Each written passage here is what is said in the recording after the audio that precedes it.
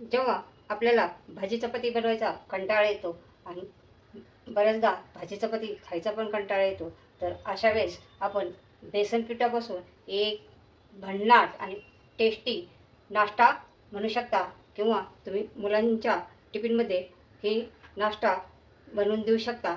तर चला तर झटपट होणारी सकाळच्या घाई गडबडीमध्ये होणारी रेसिपी आहे. चला तर मग त्या रेसिपी बनवायला सुरुवात करूया. नमस्कार, मी आशाच किचनमध्ये आपलं सर्वांचं स्वागत आहे. आता सध्या आपल्याकडे उन्हाळा चालू झालेला आहे आणि उन्हाळ्यात सगळ्यात मोठा प्रश्न पडतो तो भाज्यांचा.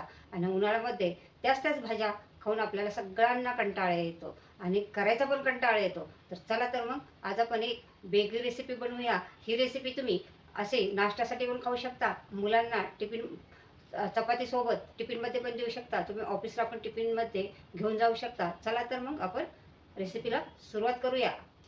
आता आपल्याला हे रेसिपी बनवण्यासाठी सगळ्यात अगोदर लागणार आहे बेसन पीठ.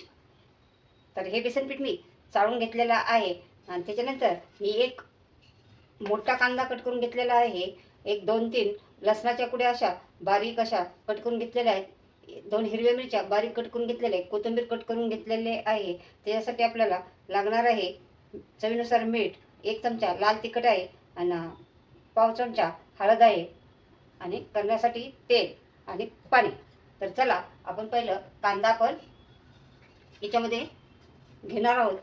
कांदा, लसूण, हिरवी मिरची आणि याच्यातली कोथिंबीर, सगळी कोथिंबीर घ्यायची. आणि कोथिंबीरमुळं आपला हा नाश्ता किंवा हे भाजी पण म्हणू शकता, ते असे खूप टेस्टी बनते. कोथिंबीरमुळं त्याला खूप अशी चव छान येते. त्यानंतर आपण घालणार आहोत याच्यामध्ये हळद, लाल तिखट आणि बेसन पीठ. आता हे पहिलं अगोदर आपण मिक्स करून घेऊया. असं मिक्स करायचं आहे. कांदा कट करताना बारीक कट करायचा आहे आपल्याला.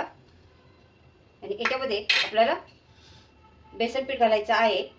आता ही मी 1 वाटी घेतलेलं आहे, पण तुम्हाला जेवढं लागते तेवढं तुम्ही घेऊ शकता. जरूर नाही आहे की 1 वाटी घेतलं तर 1 वाटी घालायचं आहे. आणि चाळून घ्यायचं आहे तुम्हाला हे बेसन पीठ, आणि त्याच्यामध्ये गाठी होऊन द्यायच्या नाही आहेत. तर आता आपल्याला हे थोडं थोडं पाणी करून हे बेसन पीठ असं पातळ करून घ्यायचं आहे. हे बघा, अशा पद्धतीने आपल्याला हे असं पातळ करून घ्यायचं आहे. आपल्याला जसं डोश्याचं उत्तप्पाचं बेटर असतं तसं असं हे बनवून घ्यायचं आहे. त्याच्यापेक्षा थोडंसं पातळच ठेवायचं आहे, हलकंसं. हे पहा. आणि आता आपण पाणी घातल्यानंतर याच्यामध्ये आपल्याला चवीनुसार मीठ घालायचं आहे. मीठ तुमच्या आवडीप्रमाणे तुम्ही घालू शकता. आणि हे चांगलं मिक्स करून घ्यायचं आहे मीठ घातल्यानंतर. आता याच्यामध्ये आपल्याला 1-2 चमचे इतकं तेल घालायचं आहे. त्याच्यामुळं हे आपले, तुम्ही अंड्याचं आमलेट कसं बनवता सेम तसंच आहे हे. आपण त्याच्या बेसनाच्या पिठाच्या जागेवरती अंडे घालतो आणि अंड्याच्या जागेवरती आपल्याला हे बेसन पीठ घालायचं आहे. आणि याच्यामुळं काय होतं, ही बेसन पोळी पण तुम्ही म्हणू शकता. अशी खूप अशी मऊ आणि खायला पण अशी खूप अशी टेस्टी लागते. तर चांगलं फेटून घ्यायचं आहे. जेवढं तुम्ही चांगलं फेटसाल हे बेसन पीठ तेवढे आपली पोळी खूप छान टेस्टी होणार आहे. आता तुम्हाला तवा घ्यायचा आहे, तवा गरम करायला ठेवायचा आहे. मी पॅन घेतलेला आहे आणि याच्यावरती आपल्याला तेल घालायचं आहे. हे पहा, अशा पद्धतीने. आणि याच्यामध्ये जेवढं हे होईल तेवढंच आपल्याला बेसन पीठ घालून घ्यायचं आहे. हे बघा, चांगलं मिक्स केलेलं आहे आपण हे बेटर. मोठ्या चमचेच्या मदतीने आपल्याला ते सोडायचं आहे.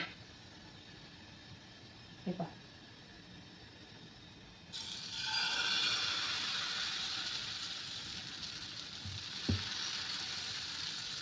असं थोडंसं चमच्याने असं पसरायचं. खूप असं पातळ पण नका करू आणि खूप असं जाड पण ठेवायचं नाही आहे. हे पहा,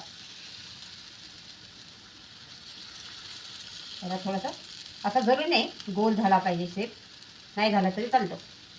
पण अशी छान अशी मस्त पसरले पाहिजे. बघा दिसायला पण किती छान वाटते. आता हे तुम्ही असे टमॅटो सॉस बरोबर सुद्धा नाश्त्याला खाऊ शकता.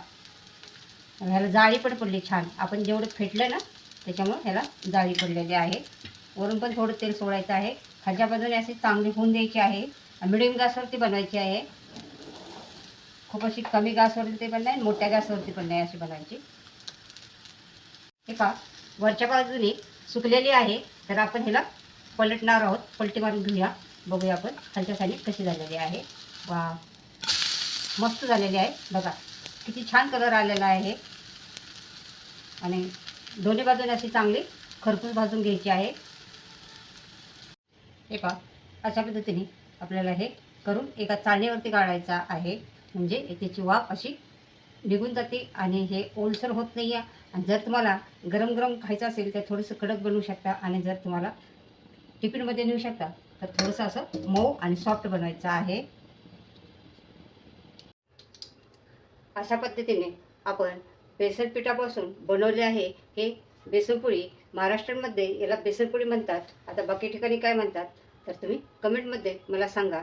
आणि हे तुम्ही मुलांच्या टिफिनमध्ये पण देऊ शकता, ऑफिसमध्ये पण घेऊन जाऊ शकता आणि सकाळी सकाळी घाई गडबडीमध्ये नाश्त्याला पण खाऊ शकता. तर ही रेसिपी नक्की करून बघा. अशाच किचन चॅनलवरती नवीन असाल तर चॅनलला सबस्क्राईब करा, लाईक करा, शेअर करा, कमेंट करा. पुन्हा भेटणार आहोत आपण नवीन नवीन रेसिपी घेऊन. तोपर्यंत बाय बाय.